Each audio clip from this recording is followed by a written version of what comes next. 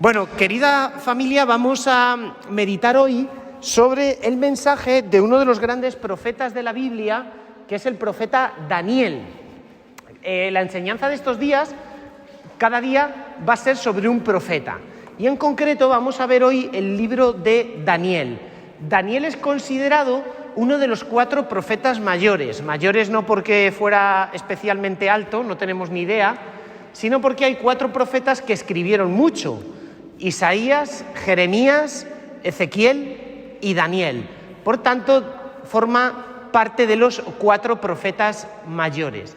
Y personalmente, yo a lo largo del tiempo me he ido enamorando más de este profeta, porque estamos muy familiarizados con Isaías, por ejemplo, porque leemos su libro durante el tiempo de Adviento. Él nos prepara para la venida del Mesías, del Emmanuel. Pero claro, si nos preguntan acerca del profeta Daniel, su nombre significa Dios es juez. El verbo dan es el verbo juzgar en hebreo. Él es Dios, Dios es juez, Dios juzga.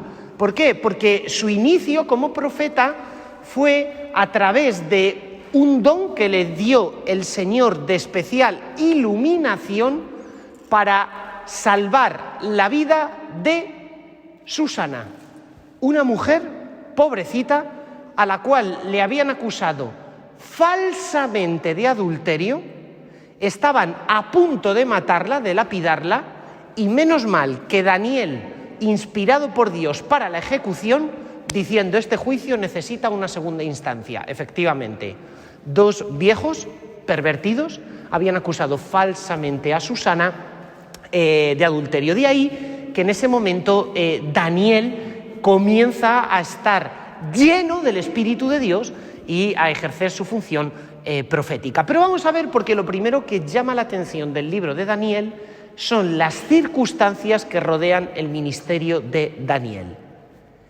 Peores no pueden ser.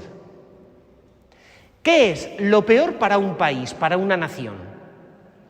Dejar de existir. Pensad lo que está sucediendo en Ucrania con la invasión, es decir, dejan de existir como nación. Bueno, pues eso sucedió en Judá en época de Daniel.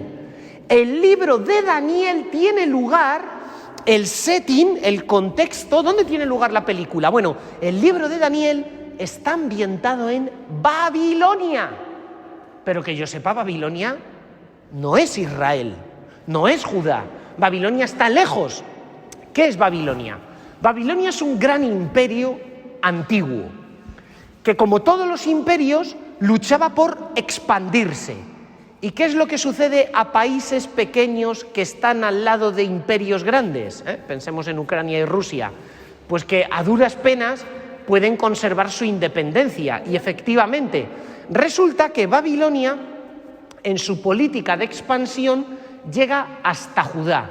¿Y qué sucede? Que Nabucodonosor, general del ejército de Babilonia, conquista Jerusalén. Y entonces tiene lugar la primera deportación. O sea, los babilonios conquistarán Jerusalén 2 veces. La primera, deportarán a parte de la población, sobre todo, digamos, a la jet set, a la gente VIP. Entonces llegan los babilonios por primera vez a Jerusalén y dicen: vamos a subyugar, a someter este país, pero para someter este país nos llevamos a la jet set a Babilonia. O sea, los que sean de familias guays, reyes, príncipes, jugadores de fútbol, o sea, jet set. Y que se quede un poquito la gente sencillita, ¿no? La gente de campo. Y la segunda vez, ¿qué pasará? Que Jerusalén se sublevará y entonces los babilonios agarrarán la sartén por el mango y dirán: no simplemente nos llevamos a la jet set, sino que nos llevamos a todo el mundo. Y encima vamos a dejar Jerusalén convertida en una escombrera, porque le vamos a pegar fuego a todo. Bueno, Daniel era de gente guay, porque se lo llevaron en la primera deportación. Pero claro, se lo llevan a Babilonia. Babilonia es la ciudad encarnación del mal y del pecado, la opresora de todos los pueblos. Estamos en el siglo V, VI antes de Cristo. Y lo primero que llama la atención de la vida de Daniel es que ellos tienen que conservar su fe judía en Babilonia. O sea, en medio de un clima para la fe hostil. ¿Nos suena esto? ¿Cómo es el clima que nosotros tenemos para mantener nuestra fe? O sea, la primera lección del libro de Daniel es cómo vives tú tu fe cristiana en medio de un mundo que ha apostatado de Jesucristo. O sea, ¿cómo vives tu fe cristiana? Porque los judíos tenían normas de comportamiento y de moral. No podían comer carne de cerdo, no podían comer alimentos impuros. Y lo primero es que Daniel, que era de la jet set, de gente guay, que conocía muy bien la literatura, que sabía expresarse, hablar, cuando llega a Babilonia le dicen a él y a 3 amigos suyos: os vamos a criar en el palacio real para estar a las órdenes del rey de Babilonia y os vamos a instruir en las artes, en la ciencia, en la cultura babilónica, que era muy grande, en la literatura caldea, pero tenéis que vivir como vivimos nosotros. Se come lo que comemos nosotros. Terrible. Y Daniel, ¿qué dice? Por ahí no paso. Y entonces convence a uno de los funcionarios del rey y dice: mira, aliméntanos a base de verdura, porque no vamos a comer animales impuros.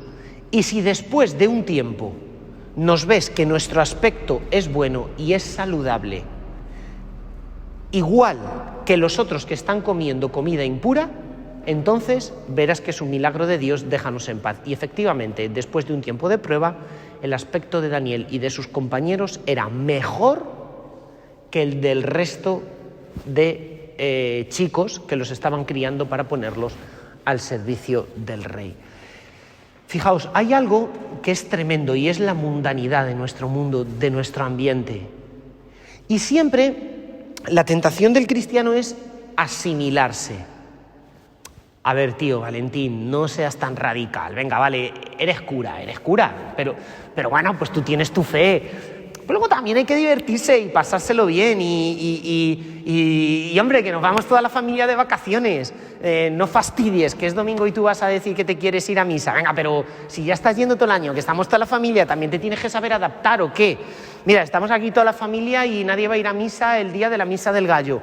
Bueno, hombre, adáptate, para una vez al año que te juntas con toda la familia, ¿o qué? Venga, ya, siempre el rancio, el amargado. Venga, si ya sabes que hoy hay fiestecilla de familia, barbacoa, todos vamos a pillar el puntillo. Ya está. Oye, pero ¿por qué me pones esa mala cara? Si tú ya sabes que aquí cuando nos juntamos todos los amigos, pues siempre sale alguna guarrería, la conversación, siempre salen los chistes verdes, las típicas cosillas. Venga, tío, no vengas aquí a cortar el rollo. O sea, el libro de Daniel nos enseña a que en medio de un mundo hostil, tú tienes que crear en tu corazón un microclima que mantenga la fe. Y que aquí no hay rebajas. Lo siento. Hay radicalidad. Porque el corazón o es de Dios o es del mundo. De hecho, la cosa se pone a peor. Porque siempre hay chivatos. Y llegan unos y le dicen al rey de Babilonia: Majestad, tiene usted aquí un grupo majo de gente, pero hay un tal Daniel y 3 amigos suyos que son unos freelanders, hacen lo que les da la gana, y cuando tú mandas que nos postremos ante los dioses, ante las imágenes, Daniel y sus amigos no se postran ante los dioses, ni las imágenes, ni los ídolos. Así es que, rey de Babilonia, si tienes lo que hay que tener, a estos los metes en vereda. Y efectivamente le dicen a Daniel y a sus amigos: os postráis delante de los dioses de Babilonia, os tiraremos a un horno encendido. Lo que es lo mismo que decir: os quemaremos vivos. Dicho en otras palabras, os renegáis de vuestra fe o hay martirio. ¿Nos suena la película? Aquí hemos tenido mártires a punta pala durante la persecución religiosa en España. Y te pones ante un dilema. ¿Ante quién se dobla mi rodilla? ¿Entendéis por qué es actual el libro de Daniel? ¿Ante quién se dobla mi rodilla? Durante esta semana he estado en Huelva predicando ejercicios espirituales a las agustinas, unas crack de monjas. Si alguna chica siente vocación de ser monja, agustinas de Huelva son las mismas que las de Talavera, se dedican a la educación y es una maravilla, ¿no? Y entonces, las agustinas de Huelva, una cosa que a mí me gustaba mucho es que cuando rezan, porque yo rezaba con ellas en el coro, siempre, ¿sabéis cómo comienzan cualquier momento de oración ellas? Da igual que sean laudes, vísperas, en fin, todo lo que rezan los sacerdotes y las monjas del breviario, ¿no? Siempre, su ratito de oración, esto a mí me enamoró. Comienzan colocándose de rodillas delante del sagrario y diciendo: al nombre de Jesús, toda rodilla se doble en el cielo, en la tierra, en el abismo, y toda lengua proclame: Jesucristo es Señor. Esa alabanza está tomada de la carta a los Filipenses de San Pablo y es la alabanza más bonita que encontramos en toda la Biblia. Y una vez que ellas han dicho esa frase, colocándose de rodillas delante del sagrario, al nombre de Jesús toda rodilla se doble en el cielo, en la tierra, en el abismo, pueden empezar a rezar. ¿Ante quién se dobla tu rodilla? Porque los dioses de este mundo esclavizan el corazón, pero Dios lo libera. Y Daniel se negó a doblar la rodilla ante los dioses de este mundo. Efectivamente, encendieron el horno a fuego, lo echaron a él y a sus amigos al fuego, pero milagrosamente salvaron la vida, porque nos cuenta la Sagrada Escritura que un ángel del cielo se puso a pasear con ellos dentro del horno encendido. Y es muy curioso, porque nos cuenta el libro de Daniel que ellos, cuando estaban en el horno encendido, ¿sabéis lo que hicieron? Un worship, una alabanza. ¿Habéis rezado alguna vez las laudes del domingo de la semana primera? Criaturas todas del Señor, bendecida al Señor. Cielos, bendecida al Señor. Aguas del espacio, bendecida al Señor. Ejércitos del Señor, bendecida al Señor. Sol y luna, bendecida al Señor. Eso está tomado del libro de Daniel, la alabanza más grande que hay en la Biblia. O sea, si tú quieres resistir el empuje de este mundo, la mundanidad, la idolatría que nos rodea, ¿qué es lo que tienes que hacer? Decidlo en voz alta: alabanza. Porque hacer oración de alabanza es doblar tu rodilla ante el único Dios que existe. Y nada preserva tu corazón más de la mundanidad y de la idolatría que la oración de alabanza. Siguiente cosa que hace Daniel para librar su corazón de la idolatría. Vivimos en un mundo donde no te van a enseñar la fe cristiana, donde no te van a educar en la fe, tampoco en la escuela. Y me atrevería a decir, tampoco en la escuela, por muy católica que sea. Entonces, ¿qué es lo que tienen que inventar los judíos? Y Daniel está entre los inventores, para que el pueblo sobreviva ante un envite cultural terriblemente anticristiano, antijudío. Inventan una cosita que hasta día de hoy tienen los judíos, y que es la sinagoga. La sinagoga. Hasta ese momento, los judíos, ¿dónde rezaban? En el templo de Jerusalén o en su casa. Pero ahora hay templo. No. Y encima viven en un ambiente que ataca su fe. Entonces, para mantener viva su fe, tienen que crear sinagogas. ¿Dónde hay judíos? Pues para crear una sinagoga hacen falta 10 judíos, nada más. 10. Que se juntan y crean un ambiente donde pueden rezar varias familias juntas, educar en la fe a sus hijos varias familias juntas, hacer alabanza varias familias juntas, enseñar a leer a sus hijos utilizando la Biblia hebrea varias familias juntas. La sinagoga no es simplemente lugar de oración, también es lugar donde ellos se reúnen para preservar su fe, para vivir juntos, para generar una especie de clima cultural idóneo en el cual ellos puedan transmitir los valores, tradiciones y fe viva que en el mundo no pueden transmitir. Nos damos cuenta de la importancia que tiene para mantener la fe, generar espacios de comunión donde nosotros, llámese grupo, movimiento, parroquia, mantengamos nuestra fe viva.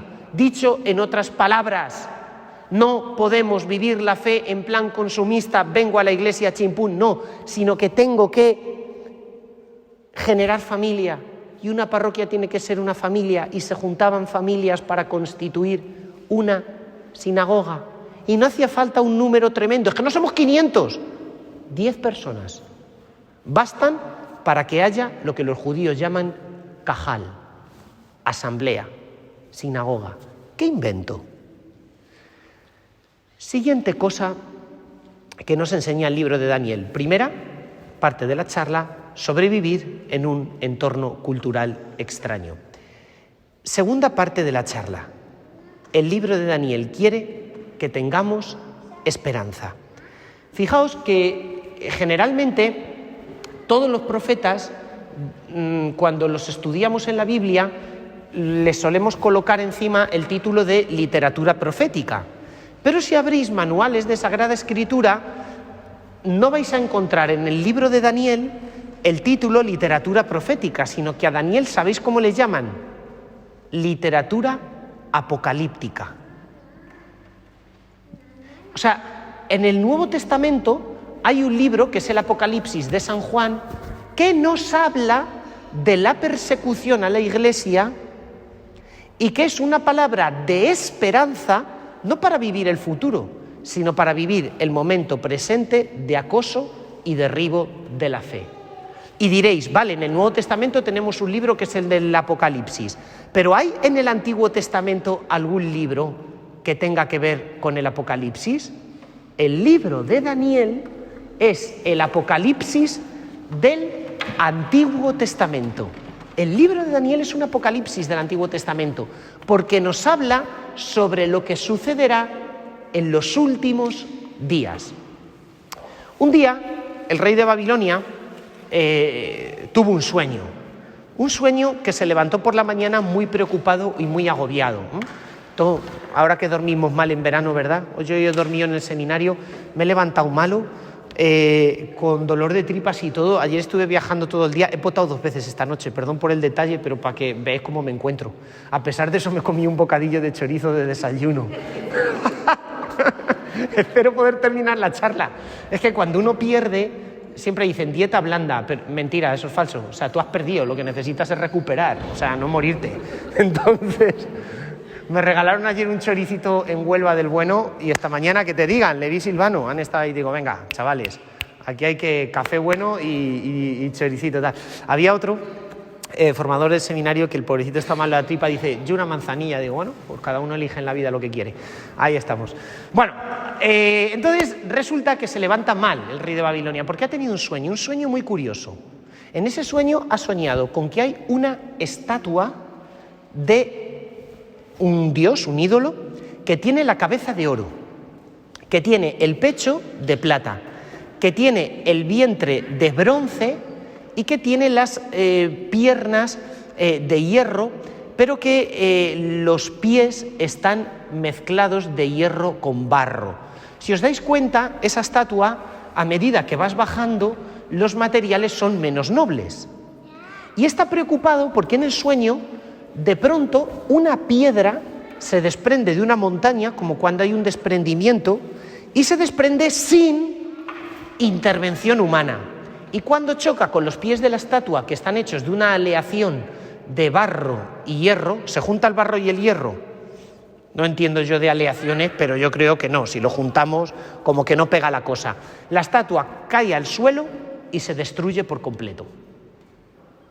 Y entonces le dice a Daniel, interprétame este sueño, porque Daniel tenía la capacidad de interpretar sueños. Entonces la interpretación de Daniel es, muy bien, querido rey, la cabeza, que es la parte más brillante del cuerpo, representa tu reino.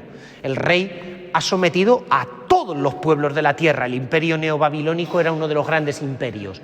Pero después de ti vendrá un rey que será fuerte, como la plata, como el bronce, que subyugará a todos los pueblos de la tierra, pero ya no será tan poderoso como tú. Después vendrá otro reino que será fuerte, como el hierro. Pero ese tercer reino no tendrá la fuerza del tuyo. Posteriormente vendrá otro reino. Y luego otro. Pero ese otro reino será débil como una aleación de barro y de hierro. Y en los días de ese último reino se desprenderá una piedra que destruirá esa estatua y la piedra crecerá hasta convertirse en una gran montaña y comenzará el reino del Mesías. Atención, porque esta profecía es muy importante. ¿Qué sucede cuando nosotros vemos el poder del mal en el mundo de hoy? Que nos atemorizamos.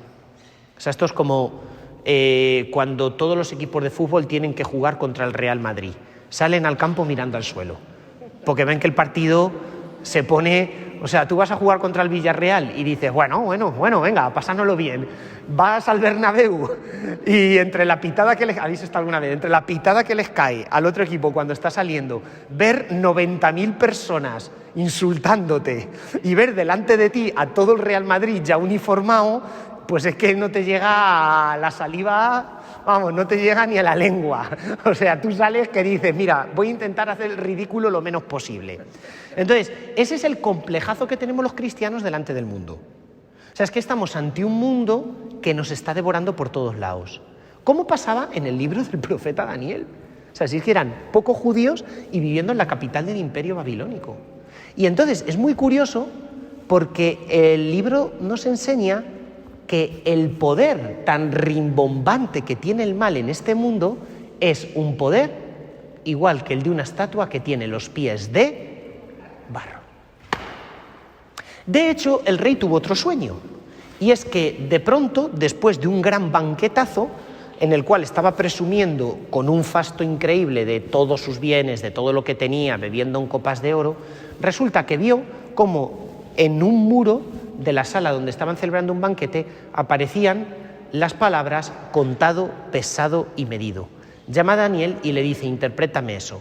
Y le dice, efectivamente, los días de tu gloria, de tu reino, están contados, pesados y medidos. Esa misma noche murió el rey. Sabemos por la historia que después del imperio babilonio vino otro imperio muy fuerte y muy grande, que es el imperio persa. Si hemos visto películas, la de 300, ¿os acordáis de esa película? ¿Contra quién tienen que luchar los griegos? Contra el rey Artajerjes, contra el imperio persa, cuya célebre capital fue la mítica ciudad de Persépolis. Es un imperio muy grande que llegó hasta Egipto. Después del imperio persa vino otro tercer reino, que es el reino de los griegos, con un gran general, Alejandro Magno, que conquistó todo. Y después vino un cuarto reino, que era el imperio romano, que logró también conquistar todo. Pero atención, porque ¿qué decía el libro de Daniel? Que en los días del cuarto reino vendría una piedra que se desprendería sin intervención humana, y en los días del cuarto reino comenzaría el reino del Mesías. Los judíos sabían contar. ¿Cuántos reinos decía Daniel que tenían que pasar? 4 reinos. De tal forma que cuando los romanos y el general Pompeyo conquista Jerusalén, ¿qué dicen los judíos? De un momento a otro va a llegar el reino del Mesías. ¿Y qué sucede entonces cuando Jesús está predicando? Que nos cuentan los evangelios que en la época de Jesús, y lo sabemos por la literatura judía de aquella época, había una efervescencia mesiánica. Porque ¿qué se pensaba en la época de Jesús? Toda la literatura de los esenios del Qumrán está llena de eso, que el reino del Mesías iba a despuntar de un momento a otro. Pensad ahora el impacto que la predicación de Jesús tuvo en la gente cuando Jesús lo primero que se le ocurre soltar por su boca después de bautizarse es: el reino de los cielos ha llegado. O sea, vosotros pensad que la gente estaba contando que en la época de la dominación de Roma ya no habría un quinto reino, que el quinto reino, según el libro de Daniel, sería el reino del Mesías. Por eso cuando Jesús llega y dice el reino de los cielos ha llegado, la gente en ese momento se pone de pie y empieza a seguir a Jesucristo en masa. Porque era en época del Imperio Romano cuando aparecería el reino del Mesías. Es más, Daniel tuvo otra visión muy parecida, que no es la de la estatua de oro, sino la de una sucesión de bestias terribles. Un dragón, un oso, un leopardo, a cada cual bestia más terrible, que conforme aparecían se asesinaban la una a la otra. Y de nuevo, ¿cuál era la interpretación de ese sueño? Muy sencilla.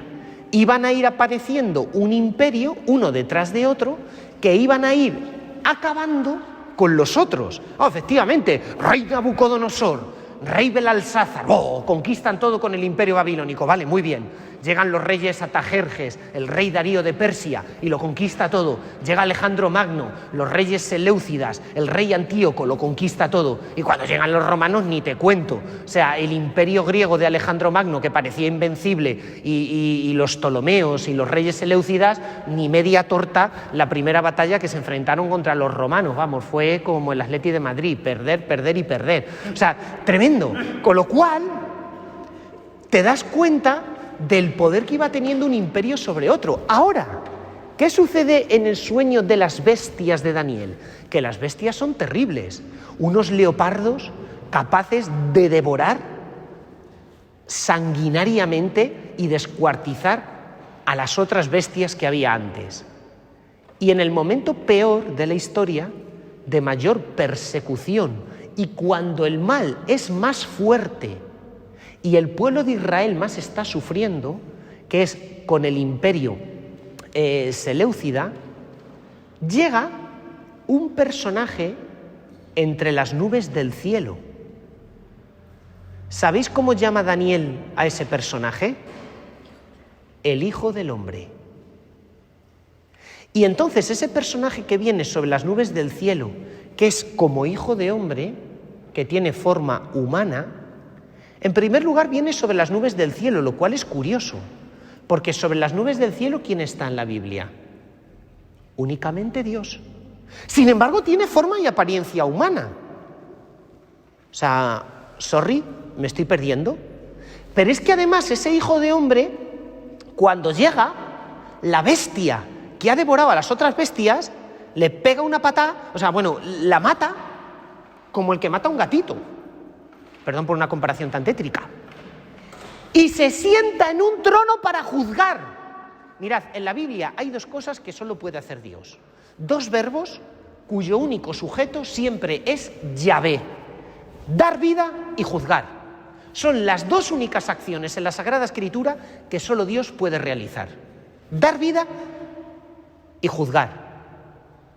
De hecho, el mandamiento de la Biblia de no criticar no es simplemente porque criticar está mal, no hables mal de la otra persona, ¡ay, qué cruel eres! No, porque criticar es una forma de juzgar. Y en la Biblia, ¿quién es el único que puede juzgar? Dios. Juzgar no está mal, pero solo lo puede hacer Dios. O sea, nos damos cuenta, juzgar no está mal, pero solo lo puede hacer Dios. Y entonces el Hijo del Hombre aniquila a la última bestia, se pone a juzgar, se sienta en el trono y en ese momento comienza un reino que no tendrá fin, dice el libro de Daniel, Leolam, que significa en hebreo que no tendrá fin. ¿Cuándo decimos nosotros eso? Cuyo reino no tendrá. Lo decimos en el credo. ¿Quién es ese Hijo de Hombre?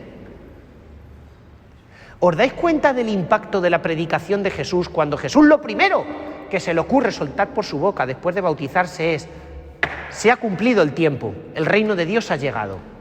La gente leía el libro de Daniel porque era literatura apocalíptica y pensaba que el reino de Dios iba a salir de un momento a otro. Y dice: ¿y cómo se hacía llamar Jesucristo en los evangelios? Hijo de Hombre. Una denominación muy rara para nosotros. ¿Por qué Jesús se llama Hijo de Hombre? Porque toma la denominación del libro de Daniel. ¿Y qué viene a hacer el Hijo del Hombre en el reino de Daniel? Aniquilar el mal.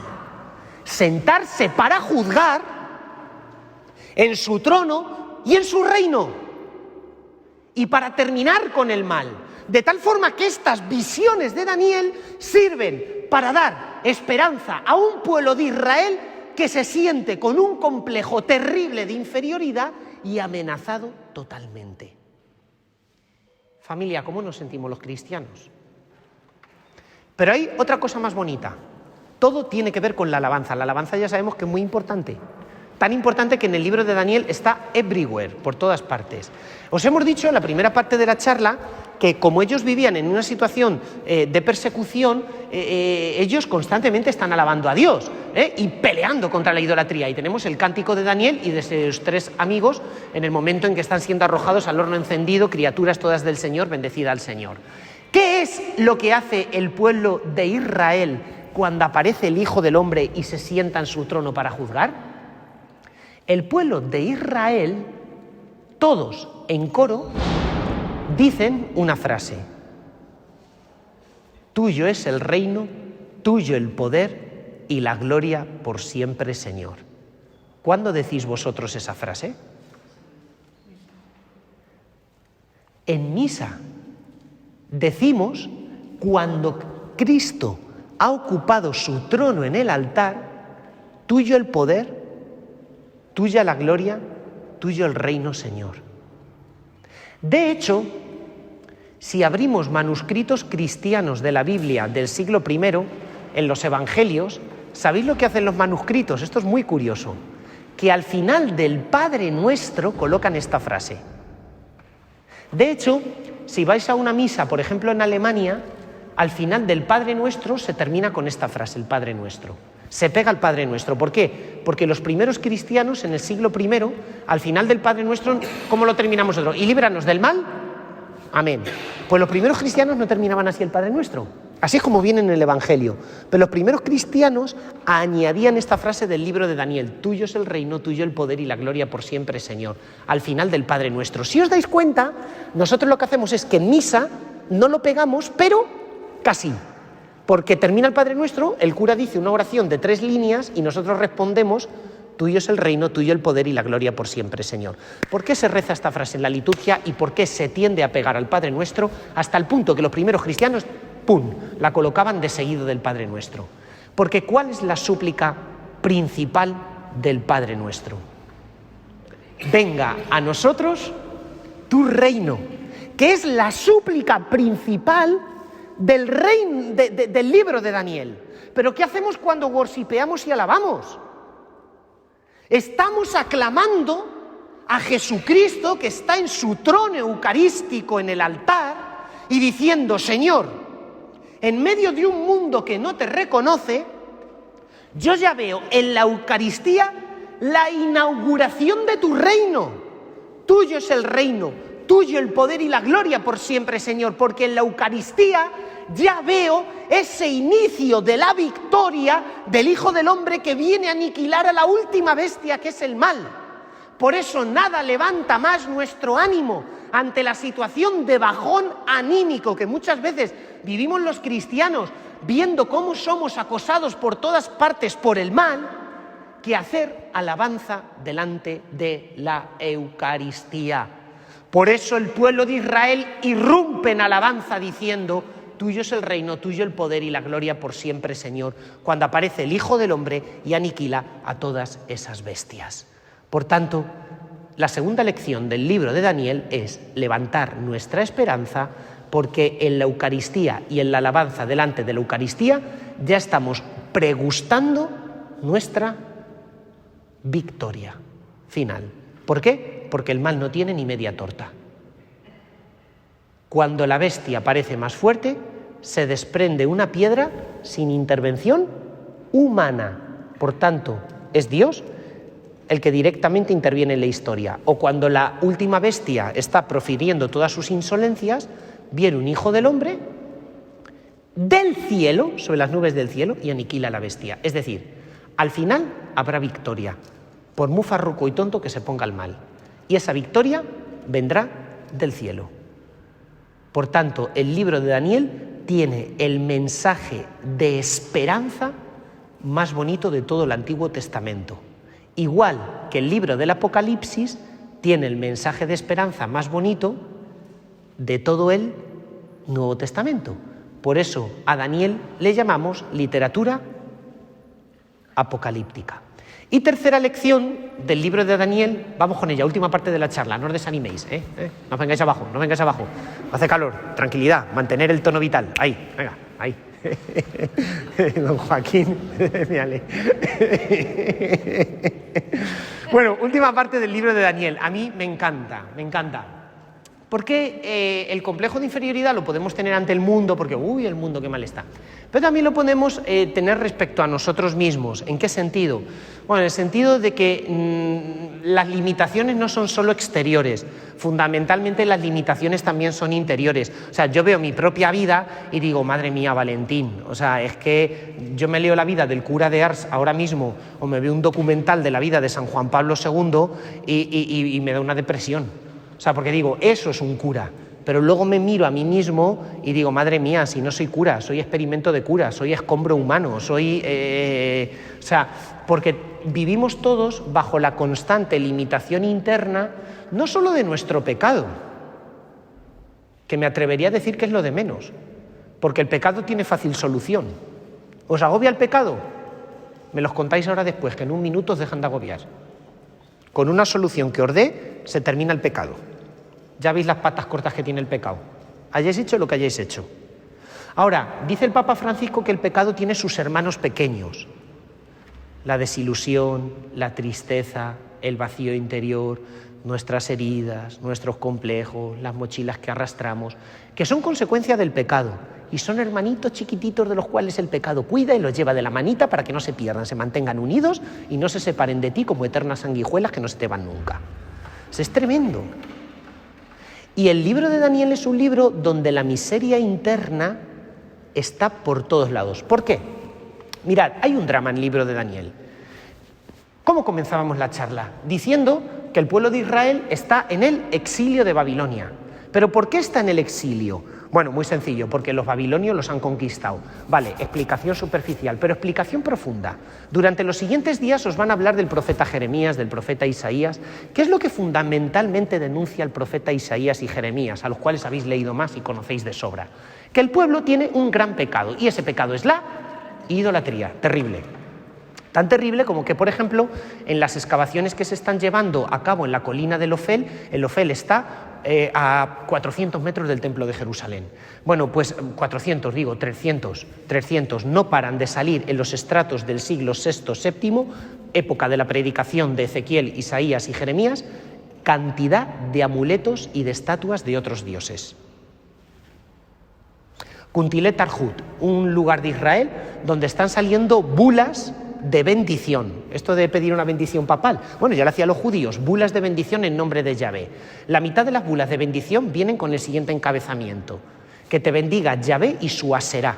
¿Quién es Aserá? La esposa de Baal, un dios fenicio. Claro, como los dioses de los pueblos paganos tienen su esposa, tienen su apañejo, claro, ¿cómo van a estar solos? Tienen su apañejo, pues Yahvé tiene que tener también un poco. O sea, y las bendiciones se extienden, bendiciones oficiales, en nombre de Yahvé y su esposa. Templo de Arad, en Israel, clausurado después de la predicación de Isaías por el rey Ezequiel. En el templo de Arad, en su Santa Santorum, se han encontrado dos grandes cipos, Masheba, que son como dos piedras representantes de la divinidad. Una representa a Yahvé y otra a la esposa de Yahvé. O sea, la idolatría estaba metida hasta en el tuétano. Al punto que en la época de Elías quedaba un profeta del Señor y 500 profetas de Baal. O sea, imaginaos, ¿no?, la situación. De hecho, como el pueblo no se convertía por culpa de la idolatría, ¿cuál es el castigo? Que los babilonios arrasan Jerusalén. Ahora, si leéis el Antiguo Testamento, sobre todo el Pentateuco, que son los 5 primeros libros, especialmente Levítico, ¿cuál es la forma que hay para librarte del pecado en el pueblo de Israel? Los sacrificios, muy bien. La liturgia del templo, en concreto Levítico 16, nos dice que una vez al año se tiene que celebrar el Yom Kippur. Yom en hebreo es día, Kippur, purificación. ¿Qué es lo primero que hacen los babilonios cuando conquistan Jerusalén? Bueno, lo primero no, pero lo segundo. Año 586 a.C. Prenden fuego al templo de Jerusalén, lo arrasan y lo dejan como una escombrera. y al pueblo lo deportan a Babilonia. Con lo cual, el pueblo está en Babilonia fruto del pecado de idolatría. Claro, si el estar en Babilonia es un castigo a causa del pecado, el castigo no cesará hasta el que pecado no sea expiado. O sea, esta es una ley del Antiguo Testamento que funciona mejor que la ley de la gravedad, que es que un grave cae al suelo a 9,8 metros por segundo al cuadrado. O sea, es la ley de la gravedad, se cumple o se cumple. El pecado no es perdonado hasta que no ha sido expiado. Por lo tanto, están en Babilonia porque han pecado de idolatría. Por lo tanto, si quieren que terminen las consecuencias del pecado, que es el exilio, tendrán que expiar el pecado. ¿Cómo expian el pecado? Yo me cojo la Biblia y no hay forma de expiar el pecado si no es con sacrificios en el templo de Jerusalén. Si el templo de Jerusalén está hecho escombro, ay amigo, no tienes forma de expiar tu pecado. Y esto produce internamente en el corazón del profeta Daniel el mayor bajonazo que experimenta en su vida, un bajonazo mayor que la persecución de los enemigos externos, que cuando le tiraron al horno encendido, que cuando en el palacio real querían que comiera comida impura. Lo peor es esto, hasta tal punto que nos dice la Sagrada Escritura que Daniel lloraba desconsoladamente. ¡Ay, madre!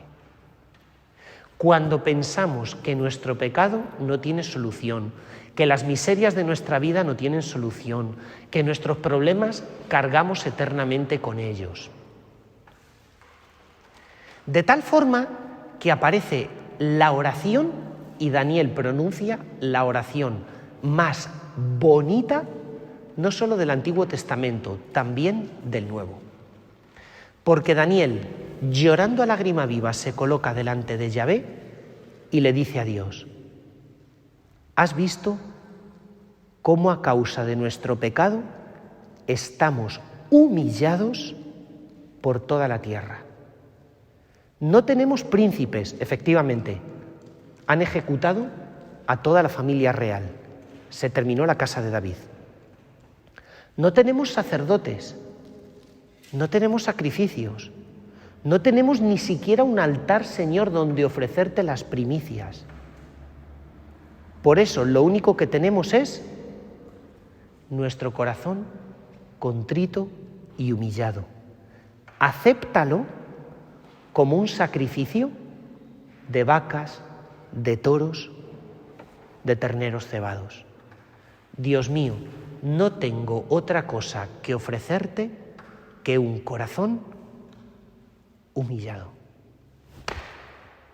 Si quieres, perdóname, pero las manos las tengo vacías. Es la oración más bonita de toda la Biblia, porque consiste en ofrecerle a Dios tu pobreza. Te presentas delante de Dios pobre. ¿Y cómo responde Dios a la oración de Daniel? Si no hay oración más bonita en el Antiguo Testamento, ni ofrenda más cutre en todo el Antiguo Testamento, porque no tiene nada que ofrecerle a Dios más que el corazón contrito y humilde, tampoco va a haber una respuesta más bonita de Dios en todo el Antiguo Testamento. Porque por primera vez se aparece, justo cuando termina esa oración, delante de Daniel un ángel que se llama Geberel, que nosotros tuneamos un pelín, Gabriel. Y entonces ese ángel le dice: Daniel, slow down, tranquilo, take it easy, relájate. Dios ha escuchado tu oración, va a responder a tu llanto.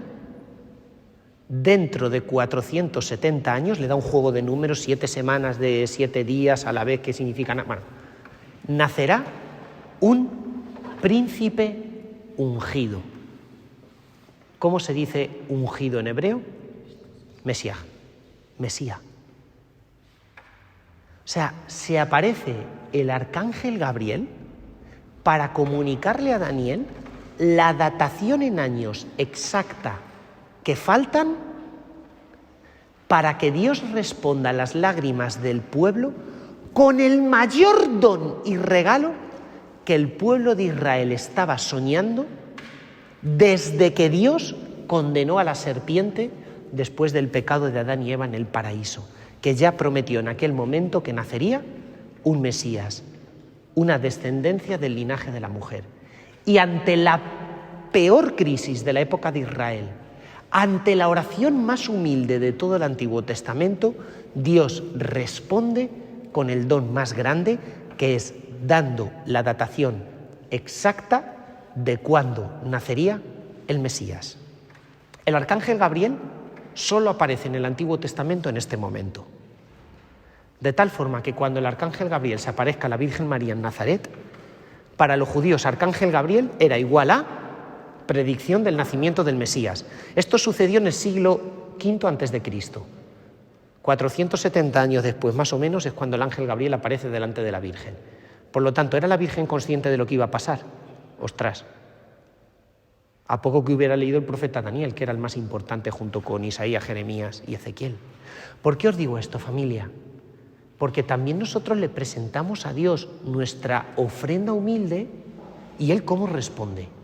Os voy a contar un secreto que espero que no reveléis a nadie. En misa hay oraciones públicas, las que se oyen, pero habéis visto que en misa muchas veces el sacerdote empieza moviendo sus labios y haciendo oraciones secretas. Justo después de presentar aquí en el altar el pan y el vino, el sacerdote se inclina delante del pan y el vino en el momento del ofertorio y le dice a Dios: acepta, Señor, nuestro corazón contrito y humilde, y que este sacrificio sea hoy agradable a tu presencia. Y después se gira y se lava las manos. ¿Qué es lo que hace el sacerdote? Repetir la oración de Daniel. ¿Por qué tú en el momento del ofertorio no rezas con parecidas palabras? El momento del ofertorio es para ofrecerle a Dios algo, pero ¿qué le vais a ofrecer? ¿Nuestra pobreza? Como Daniel, no traigo más que mi pobreza. El sacerdote pronuncia esa oración. Esa oración es la oración que en el Antiguo Testamento desencadena el don más grande y más bonito, que es la venida del Mesías. ¿Y qué desencadena esa oración apenas un minuto después? Que encima de nuestro altar, ¿quién aparece? El Hijo del Hombre, el Mesías, para vencer el mal. Cómo Dios a la oración más humilde responde con el don más grande, para fortalecer de nuevo nuestra esperanza. Bueno, pues en esos 3 puntos resumo el contenido del libro de Daniel. Espero que os haya ayudado. Si alguno, siempre estas charlas son bonitas, ¿verdad?, pero frustrantes. O sea, bonitas, pues tú dices, qué guay, pero frustrantes porque te dices, narices, el libro de Daniel es uno de los 45 de todo el Antiguo Testamento. ¿Qué será si en vez de explicármelo en 45 minutos me lo hubiera explicado en una semana entera, es decir, en 4 o 5 horas? ¿Y qué será si en vez de eso me explica todo el Antiguo Testamento? Existe una cosa que se llama las ciencias religiosas, que te ocupa solo una tardecita, si tú quieres, vas al seminario por la tarde y te explican la Biblia de pe a pa, con pelos y señales y a Full HD, 4K, alta definición. Lo que ahora habéis tenido es un menú degustación, de esto que te van pasando un montón de platos con canapés ridículos que tú lo tomas y dices, ¡ay, qué rico está! Joder, me metería un atracón de esto. Pues lo siento, ya no es menú degustación, sino menú guay, ¿no? Entonces, bueno, pues para que también os pique esto ahí intelectualmente, para leer, seguir formándonos, ciencias religiosas o donde sus dé la gana, pero que la Biblia sea nuestro alimento. Gloria al Padre, al Hijo y al Espíritu Santo.